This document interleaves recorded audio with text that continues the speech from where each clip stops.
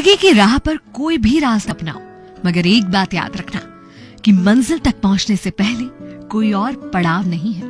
94.3 my FM से मैं हूं विनी और चलो आज कुछ अच्छा सुनते हैं। सुनाती हूँ आपको एक ऐसे गांव की कहानी जो जंगल के बहुत नजदीक था। वहाँ जंगली जानवर रोजमर्रा में आते जाते रहते थे, इसलिए वहाँ के लोगों को जानवरों से बचने के लिए ऊंचे पेड़ों पर चढ़ने और उतरने की ट्रेनिंग लेना, इसका प्रशिक्षण लेना बहुत जरूरी होता था। स्पेशली उन युवकों को जो जंगल में लकड़ी काटने के लिए जाते थे।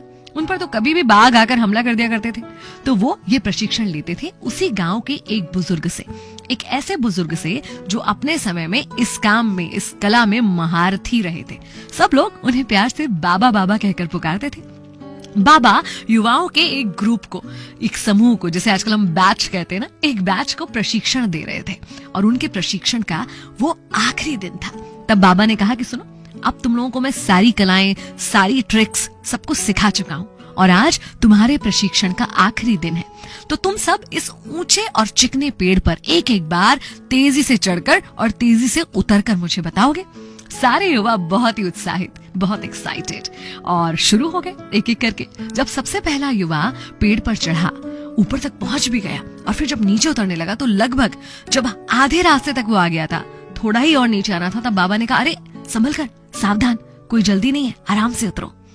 उसने वैसा ही करा, सावधान होकर आराम से नीचे उतरा, सफल हुआ अपने काम में। एक एक करके सारे युवाओं ने ये काम करा और उनमें से हर कोई जब उतरते वक्त बीच रास्ते तक आ जाता था, तब बाबा उससे कहते थे कि सुनो, सावधान, सतर्क होकर, आराम से, कोई जल्दी नहीं है। सब लोगों ने सावधानी से अपने काम को पूरा किया, लेकिन युवाओं को एक बात खटकी कि हर कोई जब लौटते वक्त, उतरते वक्त अपने आधे रास्ते तक आ गया, तभी बाबा ने हमें सावधान रहने को क्यों कहा।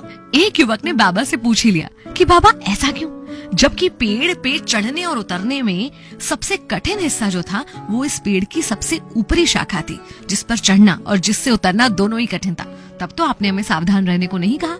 फिर नीचे जब लगभग हम जमीन तक आ चुके थे, उसके थोड़ा पहले आपने ऐसा क्यों कहा। बाबा ने कहा कि देखो, वो हिस्सा कठिन है, ये तुम भी जानते हो और मैं भी जानता हूँ, और इस वजह से वहां पर अपने आप सब सतर्क हो जाते हैं।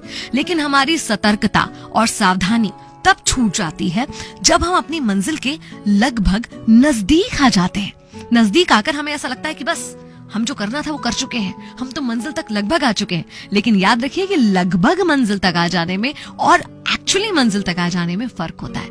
ये बात बाबा ने शिष्यों को समझाई, उन्हें समझ में आई और उन्हें जीवन के लिए एक बहुत बड़ी सीख मिली। हमने, आपने बहुत सारे लोगों को ये कहते सुना होगा या कई बार खुद भी कहा होगा कि यार ये काम ऑलमोस्ट हो गया था, बस हो ही गया था, और लास्ट मोमेंट पे जाकर पता नहीं कैसे काम बिगड़ गया।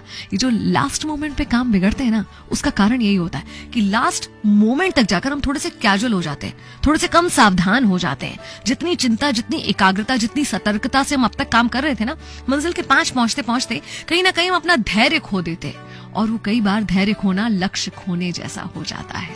तो याद रखिए, जब तक आप मंजिल पर पहुंच नहीं जाते, ठीक अपनी मंजिल तक, उसके पहले कोई पड़ाव नहीं होता। आपकी सावधानी आपके पूरे काम में एक बराबर रहनी चाहिए। मंजिल के पास आते आते अपनी सावधानी को कभी नहीं खोना, फिर आपको मंजिल तक पहुंचने से कोई नहीं रोक सकेगा। 94.3 माय एफएम से मैं विनी। चलो आज कुछ अच्छा सुनते हैं।